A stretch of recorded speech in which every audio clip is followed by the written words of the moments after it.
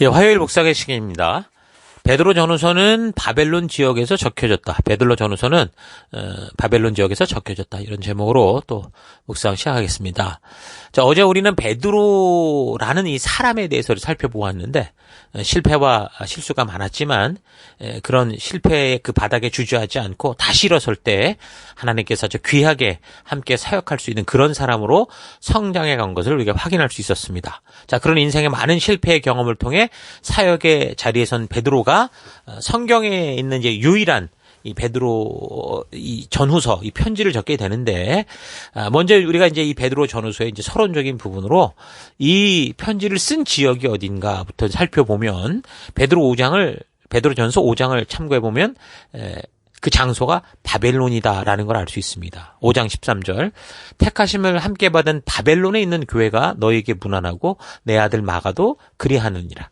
그러니까 본문 안에서 자기가 편지를 보내는 장소를 분명하게 이야기를 하고 기록하고 있으니까 사실 간단하게 받아들이면 되는데, 그런데 이 편지를 보낸 장소가 바벨론이라는 이 분명한 해석이 있음에도 불구하고 토를 달고 여러 가지 다른 의견을 내는 일들이 종종 있습니다.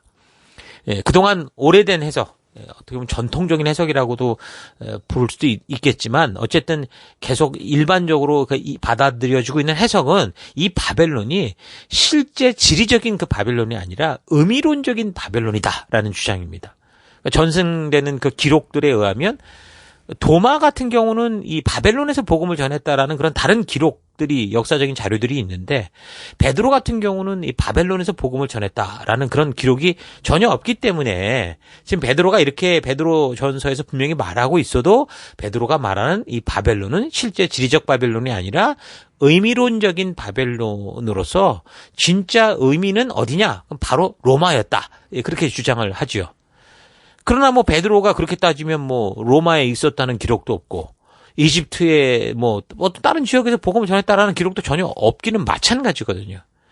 그런데도 대부분 이 기록 장소를 굳이 이 로마라고 얘기를 하는 겁니다. 베드로가 적었던 이 편지에 대해서는. 그러나 베드로전서에서 말하는 이 바벨론은 그 본문이 말해주듯이 이 로마가 아니고 말 그대로 그냥 바벨론 그 지역이 맞습니다. 베드로가 지금 베드로 전후서를 베드로 계시록을 적은 것도 아니잖아요. 묵시문학 계시록을 적고 있는 게 아니기 때문에 무슨 거기에다가 의미를 두고 지역을 말할 필요는 없죠. 지금 고난과 박해를 당하고 유혹을 당하면서 흔들리는 성도들, 이제 정말 주님의 그 재림이 늦어지면서 교회로서 우리가 어떻게 살아가야 되는가라는 성도에 대해서 편지를 적고 있는데 그런 식으로 적을 필요가 없지 않겠습니까? 그래서 이 바벨론이 영적인 바벨론 로마다라는 이런 이야기는 어떻게 나왔을까? 역사적으로 보면 로마 가톨릭에 의해서 주장된 겁니다. 자신들의 이 권위를 아주 정당화하고자 의도적으로 잘못 가르친 것이다라고 볼 수 있습니다. 대표적으로 이런 잘못된 시각이 아무 생각 없이 그냥 이 교회 속에 이렇게 쉽게 성도들 가운데 그냥 이렇게 회자되게 된 것은 영화의 그 어떤 결과라고 볼 수 있죠. 이미 우리도 잘 알고 있을 텐데 과거 이제 쿼바디스라는 아주 유명한 영화를 보면 알 수 있습니다. 이 영화는 기독교 신자들에게 아주 유명하고 많은 것을 생각하게 하는 그런 영화였죠. 저도 어려서 이제 이런 영화를 추천받으면서 한번 봤을 때 참 그 마지막 그 베드로의 그 장면들을 보면서 나도 정말 성도로서 어떻게 살아가야 되는가 굉장히 도전을 받았던 그런 영화긴 합니다. 그래서 이 영화를 보면 그 배경이 현재 우리가 지금 이 성경 역사를 연대기를 살피는 지금 이 시기쯤의 이야기들을 말하는 거거든요. 네로 황제의 기독교 박해가 어떠했는지, 그래서 그 영화가 이 박해의 어떤 그런 이 실증적인 부분을 잘 보여주고 있습니다. 그래서 내용을 보면 어떤 거냐? 로마에서 기독교에 대한 그 박해가 이제 점점 극에 달하기 시작하자 사도 베드로가 이제 로마를 떠나서 다른 곳으로 피하려고 로마를 떠나가던 중에 마주 걸어오시는 어떤 한 분을 봤는데 그분이 바로 예수님이셨죠. 그래서 베드로가 심히 놀라서 무릎을 꿇고 예수님께 묻습니다. 쿼바디스 도미네. 그러니까 주여 어디로 가시나이까, 그런 뜻이거든요. 그러니까 예수님이 말씀하시죠. 네가 나의 어린 양을 버린다면 내가 로마에 가서 다시 한번 십자가에 못 박히리라, 이렇게 말씀하십니다. 그러니까 베드로가 그 말씀을 듣고 깨달아서 다시 이제 이 로마로 발걸음을 되돌리게 되고 로마에 들어가게 돼서 결국에는 십자가에 거꾸로 매달려 순교하게 됐다. 이런 내용인데, 이 영화에서 베드로가 기본적으로 마치 로마에 있었던 것처럼 세팅이 되어 있고 마치 성경에 근거된 것이라고 대부분 그렇게 이제 알고 있으니까 이 영화를 보면 누구나 다 베드로가 로마에 있었구나 이렇게 생각을 하게 되는 거죠. 그러나 이것은 천주교 신자였던 폴란드의 출신의 작가 헨리크 시엔키에비치라는 이 사람이 1896년에 적었던 소설을 영화한 겁니다. 코바디스라는 이 소설을. 그는 이 작품을 쓰려고 나름대로 노력을 많이 했죠. 여러 차례 로마를 방문했고 그중에 이제 로마 그 제정시대의 역사가 있던 타키투스라는 사람의 역사서 연대기를 읽으면서 로마의 유적들을 일일이 이제 답사했다고 하는데 근데 이제 이 작품이 발표됐을 그 당시 이거는 역사 소설로서 너무 과장이 심하다. 역사적인 정확성이 떨어진다 이런 비판을 받았던 작품이었거든요. 근데 어쨌든 나중에 이제 이 소설을 근거로 영화가 만들어지면서 성경과 역사를 잘 모르는 이 기독교 신자들에게는 이게 얼마나 도전되고 좋은 내용입니까? 그러니까 이제 이게 마치 진짜 역사적 사실인 것처럼 그렇게 이제 받아들이고 그렇게 그냥 이해하게 되는 겁니다. 가톨릭에서는 이 베드로가 지금 초대 교황이다 그렇게 막 주장을 하잖아요. 그래서 이제 베드로가 초대 교황이다라는 근거를 만들기 위해서 이 아무런 어떤 그런 고증이 없이 베드로가 AD 45년경에 로마에 갔다. 그런 식으로 주장을 했거든요. 근데 그거는 이제 우리가 이 모든 이 역사가 오픈되어 있는 이 시대. 그러니까 과거 성도들이 성경과 역사를 제대로 배우지 못하고 그저 들려주는 목사의 이야기, 뭐 사제의 이야기 이런 것만 듣고 뭐 그런가 보다 믿은 그런 시대하고는 지금 다르거든요. 그런 시대, 그러니까 뭔가 이 정보가 그냥 몇몇 이 목회자들에게만 이렇게 갇혀져 있던 그런 시대에 뭐 마음대로 해석할 수 있었던 그런 해석이고 지금처럼 각종 역사 자료들이 완전히 다 이제 오픈돼서 이렇게 누구나 조금만 찾으면 알 수 있는 이런 시대에는 이런 주장을 함부로 하지 못하죠. 역사가들의 기록은 참 중요하긴 합니다. 그러나 우리가 계속 성경과 역사를 살펴봤듯이 모든 역사적인 기록이 다 옳은 것이 아니다라는 사실을 우리가 잘 기억을 해야 됩니다. 하다못해 이 성경도 그런 부분이 있었기 때문에 정경으로 구분이 되고 외경이 있고 위경이 있는 것처럼 이 수많은 역사 문사들이 다 진실을 말하고 있는 건 아닙니다. 물론 그 예수님의 시대를 지나서 사도시대를 지나서 이제 초대교회 시대 그 근간에 있는 거면 그래도 많이 좀 사실에 가까울 수는 있는 건 사실이지만 그러나 오늘처럼 이렇게 정보가 확 오픈된 그런 시대가 아니라 정말 누군가가 의지를 가지고 최선을 다해서 노력을 하지 않으면 안 되고 그러다가도 뭔가 잘못된 정보를 받는 날에는 완전히 그 길이 달라질 수도 있는 그런 상황이거든요. 그래서 이 수많은 역사 문서들이 다 진실을 말하는 것은 아니기 때문에 다시 말해서 성령께서 이렇게 이 감동으로 구별해내신 그런 성경 같은 게 아니기 때문에 우리로서는 그런 역사적인 기록을 참고해서 분별을 하며 그 역사적 배경을 우리가 살펴가야 되지만 그러나 기준은 성경의 말씀으로 잡아야지 그런 책을 근거로 잡을 수 없다는 겁니다. 그래서 성경의 기록을 근거로 성경의 역사 기록을 근거로 볼 때 그렇게 보냐면 베드로는 이제 로마에 간 적이 없는 거죠. 모든 이 로마 카톨릭의 신화들은 이 교부들이 만들어낸 그런 이야기들, 그런 사람들의 말을 근거로 만들어졌거든요. 그러니까 천주교가 얼마나 오랫동안 역사 속에서 그런 식으로 자기들이 주장하는 이 교황이 마치 무슨 하나님의 직접 이 어떤 이 후계자고 또 심지어 이 천주교에서는 교황이 하나님의 말씀보다 위에 있는 사람이기 때문에 그 사람이 뭘 결정하면 성경보다 그 사람의 말이 더 중요한 거예요. 그러니까 마리아가 막 신이 되고 막 우리가 얼핏 들으면 이게 말이 돼라는 얘기가 가능한 상황이 바로 그것 때문에 그러거든요. 근데 그거를 자꾸 증거해 내려고 심지어 역사, 성경 이런 것까지도 이상하게 이게 교묘하게 꼬아버리는 그런 일들이 있는 거죠. 근데 사람들은 그것을 의심조차 할 수 없을 정도로 수많은 자료들을 그렇게 그동안 만들어 왔기 때문에 이게 참 우리가 분별력을 가지고 보지 않으면 특히 성경을 기준으로 보지 않으면 우리가 이것을 잘 분별하지 못할 지경입니다. 지금도 베드로의 일생을 인터넷 같은 걸 통해 찾아보면 이렇게 잘못된 자료가 아주 도배돼 있어요. 그래서 분별하기가 어렵습니다. 그래서 일단 성경 우리가 좀 전체적으로 성경과 역사를 자꾸 우리가 보는 이유가 이걸 보고 성경의 내용을 근거로 이 역사를 근거로 이 내용을 일단 잡아놔야 그래야 이제 역사적인 다른 자료를 볼 때도 제대로 분별할 수 있고 다른 분들의 설교를 듣거나 뭐 모든 어떤 부분에서 이 성경을 근거로 말씀하시는 분들의 의도와 그런 이 말하고자 하는 이 뜻이 뭔지를 우리가 알 수 있습니다. 그래서 이제 성경의 말씀을 근거로 얼마나 이들이 뭘 위해서 이렇게 얘기를 하고 있는가, 왜 저런 방향에서 얘기를 할까, 이런 것들이 우리가 이제 궁금해지게 되고 그러다 보면 바른 이 답을 찾아갈 수 있는 그런 기초가 되거든요. 그래서 우리가 무엇보다 성경과 역사를 연대기적인 순서로 바르고 온전하게 탁 잡아놓는 게 굉장히 중요합니다. 자, 기독교 최고의 종교개혁자, 그러면 칼빈을 많이 드는데, 칼빈의 예를 많이 드는데, 칼빈 같은 경우는 이제 이 베드로 전후서의 기록 장소를 실제 성경에 나오는 이 지리적 이 바벨론이다. 그렇게 이제 봅니다. 그러니까 베드로는 결코 로마에 간 적이 없죠. 그러니까 베드로가 로마에 간 적이 없다는 사실에 대해서 일단 성경의 근거를 통해서 우리가 살펴가야 되는데, 무엇보다 첫째는 뭡니까? 이 바울의 말을 근거로 볼 때 알 수 있어요. 로마에 편지도 썼고 바울은 로마서를, 그리고 결국 로마까지 갔고 그리고 로마에서 결국 순교했던 그 말을 근거로 보면 로마서 15장 20절, 또 내가 그리스도의 이름을 부르는 곳에는 복음을 전하지 않기를 힘썼노니 이는 남의 터 위에 건축하지 아니하려 함이라. 그러니까 누군가가 어느 도시에 가서 복음을 전하고 있으면 바울은 그런 도시를 가지 않았다라는 거예요.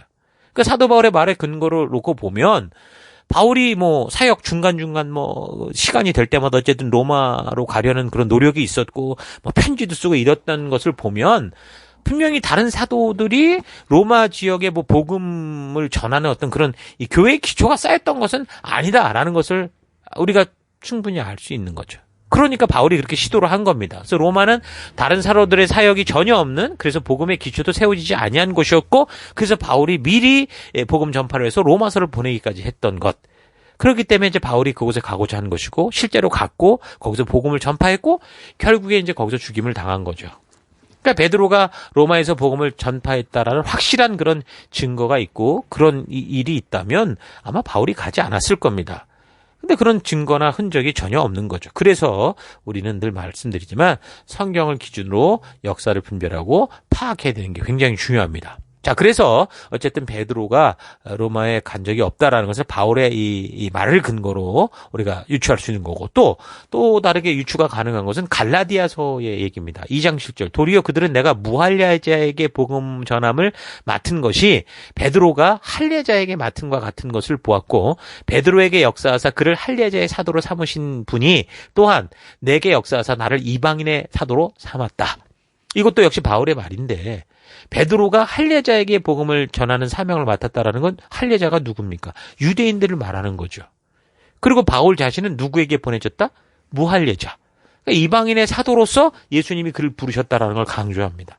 그러니까 초대교회 당시 예루살렘 교회에 대한 유대인들의 그 박해가 이제 굉장히 심해졌을 건데, 그래서 결국 예루살렘 교회는 문을 닫게 되고, 그리고 아마도 바울의 이방 선교의 전초기지였던 그 시리아의 그 안디옥 교회 쪽으로 어떤 복음의 무게가 거의 옮겨졌을 거라고 보는데, 그렇다면 이제 베드로 같은 경우도 그 사역 중심지가 아마도 그래서 이제 그 시리아의 그 안디옥 교회에서 그가 있었던 이야기도 나오는 걸 볼 때 아마도 동방 쪽으로 베드로가 복음을 전했을 가능성이 많지, 로마 쪽은 아니다. 일단 유대인과 또 이런 걸 그 사역의 대상을 볼 때 이렇게 볼 수 있습니다. 자, 그리고 또 이제 베드로가 로마에 없었다는 증거는 베드로와 바울이 함께 로마에 있었더라면 아마도 바울의 그 많은 서신들 속에 보면 인사가 나오는데, 서로의 안부를 묻는 이런 게 나오는데 왜 베드로와 그 교류한 내용이 전혀 언급이 안 됐겠습니까? 없었다라는 거죠. 디모데후서 4장 10절도 보면 그가 이제 로마의 감옥에서 이제 그 죽음을 앞두고 그 디모데에게 편지를 쓸 때 그런 말을 하잖아요. 데마라는 사람은 이 세상을 사랑했고 나를 버리고 데살로니가로 갔고, 그레스게는 갈라디아로 갔고, 디도는 달마디아로 갔고, 누가만 나와 함께 있다. 그래서 네가 올 때 마가를 좀 데리고 와라. 그러니까 마가도 지금 로마에 있었던 게 아니죠. 좀 베드로 전서의 말을 근거로 하면 마가는 지금 바벨론에 누구와 같이 있습니까? 베드로와 같이 있고 베드로의 사역을 도왔던 겁니다. 아마도 베드로도 이 갈릴리 이 히브리인으로서 그 어떤 언어나 이런 부분에서 약했던 부분이 있죠. 그러니까 이제 실루아노 같은 사람이나 마가 같은 사람이 옆에서 통역이나 또 여러 가지로 그를 도왔을 거다. 그렇게 봅니다. 그래서 바울이 이제 마지막 순간이 됐을 때 그렇게 정말 모든 사람을 기억하고 하면서 이제 사람들에 대해 인사도 전하고 이럴 때 만약에 베드로가 같이 로마에 있었다면 그 소식을 분명히 들었을 거고 그 순교의 시점도 거의 비슷한데 그렇게 보면 당연히 바울이 그렇게 함께 역경을 당하고 어려움에 있는 베드로에 대한 안부도 전하고 그렇게 말을 했을 텐데 그러지 않았다라는 거죠. 그리고 지금 아까 말한 것처럼 마가를 데리고라고 한 걸 보면 마가도 분명히 다른 지역에 있었고 그렇게 보면 이제 분명히 베드로와 함께 바벨론에 있었던 이 마가를 그래서 이 디모데가 데리고 그렇게 가지 않았을까. 자, 그렇게 보면 분명히 이제 베드로는 로마가 아닌 바벨론 지역, 이 동방 지역에 있었을 것으로 본다라는 겁니다. 그러니까 베드로가 로마에 있었다는 그 성경적인 일치점을 하나도 찾을 수 없는 거죠. 그러니까 다른 이들이 사역한 곳에서 사역하지 않겠다고 적은 로마서를 쓸 때가 시기가 이제 AD 60년경이니까 적어도 어쨌든 그렇게 보면 AD 60년 이전까지 로마에 가본 적이 없는 건 베드로가 로마에 있었지 않았다라는 건 분명한 거죠. 그런데도 이제 카톨릭은 심지어 AD 45년에 갔다 뭐 이런 식으로 주장을 하거든요. 이런 말도 안 되는 주장은 초기 교회 교부들의 이제 기록을 증거로 삼아서 얘기를 하는데 그런 기록을 남긴 교부들 자체가 그 당시 이미 잘못된 문서의 영향을 받기도 했다라는 거. 이것 또한 우리가 다른 역사적 기록을 통해 보면 알 수 있거든요. 그러니까 초기 교회 역사가로서 뭐 오리겐이라는 사람, 또 유세비우스, 또 제롬 이런 사람들의 저서들은 뭐 우리에게 당연히 이제 그 예수님 이후 아까 말한 그 초대교회 사도시대 이후에 이제 이어지는 그런 이 역사이기 때문에 굉장히 중요한 역사적인 근거가 되는 자료가 되지만 그러나 그들이 성경을 적은 게 아니에요. 그리고 성령 하나님께서 진리 하나님께서 이것이 중요한 역사서다라고 말씀하신 것도 아닙니다. 그러니까 나름대로 자신의 안목으로 적은 이 역사적인 기록이었다라는 거 우리가 잘 좀 기억을 해야 되고 그래서 이제 이런 역사적인 자료는 그 시대의 상황과 환경을 우리가 유추하고 짐작할 수 있는 굉장히 좋은 참고 자료로 보아야 하지만 그러나 이게 성경의 근거로 볼 때는 성경이 먼저 근거가 돼야 된다라는 거 잊지 말아야 됩니다. 그래서 궁극적으로 성경의 연대적인 흐름을 통해 보여지는 상황을 근거로 바르게 해석을 해야 되는 거고요. 그러니까 성경이 보여주는 성경의 역사를 중심으로 놓고 기준으로 놓고 나머지 그런 자료들이 참고 자료로 활용이 돼야지 그 역사적인 자료들이 성경의 내용을 변개하고 번복하는 그런 자료가 되어서는 안 되죠. 이 굉장히 중요한데 하다못해 창조론과 진화론도 그렇습니다. 우리 성경에서 분명히 창조론에 대해서 얘기를 해요. 그럼 하나님의 말씀이 그렇게 말씀하시니까 우리가 믿고 근데 왜 사람들은 진화론을 주장하게 됐을까라는 식으로 질문을 던지면 성경적인 답을 찾아갈 수 있거든요. 근데 우리가 보편적으로 교회를 다닌다고 하면서도 성경을 제대로 배운 적이 없고 학교에 가서는 진화론을 배우니까 세상은 진화론이라는데 왜 성경은 창조론을 얘기하지? 질문의 순서가 바뀌니까 완전히 이게 답을 찾지 못하고 세상의 그런 거짓된 그런 어떤 주장에 빠져가는 경우가 많거든요. 이게 굉장히 중요합니다. 성경이 말씀해주는 이 말씀이 먼저 우리가 붙들어야 될 기준이 되고 그런 어떤 기초가 된다라는 걸. 그래서 그거로부터 그 말씀으로부터 우리가 이제 모든 질문을 만들어내고 모든 질문을 우리가 유추해가고 할 수 있어야 된다라는 거.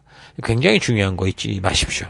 자, 베드로전서 자체 안에서 분명히 베드로가 스스로 바벨론에서 편지를 한다라고는 분명한 근거가 있고 또 다른 사도들의 글을 통해 살펴봐도 베드로가 로마에서 사역했을 가능성이 전혀 없는데도 로마가 영적인 바벨론이다 주장하고 베드로가 일찍이 무슨 로마에 있었다라는 이 주장은 억지일 경우가 많고 아마도 무슨 목적이 있기 때문에 의도적으로 분명히 그렇게 주장한 것이다 라는 걸 우리가 알 수 있는 겁니다.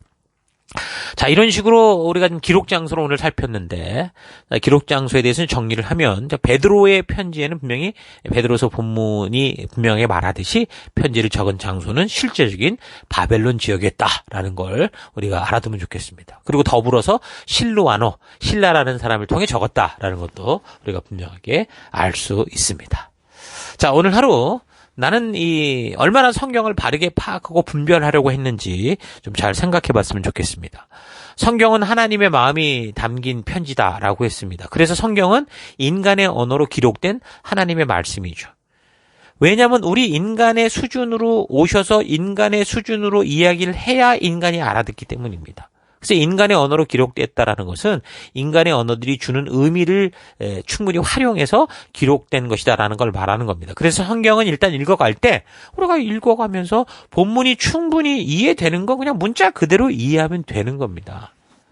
물론 이제 어떤 부분은 묵시적인 내용을 가지고 있기 때문에 그것은 영적인 것을 의미하고 상징적인 것을 의미하는 그런 이 이야기들로 이제 전개가 되죠. 그런 성경 구절들이 있어요. 그런데 중요한 건 그렇게 이제 그런 구절들을 읽어가다 보면요.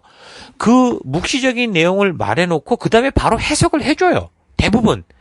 묵시적인 얘기를 던져놓고 나면 그걸로 끝이 아니라 이게 왜 그런지 이게 무슨 뜻인지를 설명하는 게 성경입니다.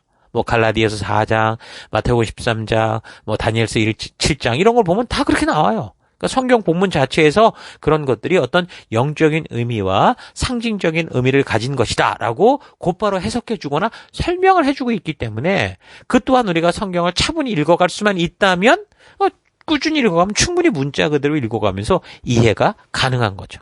그래서 본문 자체가 규정해주는 특별한 경우들을 제외하고 성경은 1차적으로 적혀있는 문자 그대로 이해하고 따라가면 됩니다.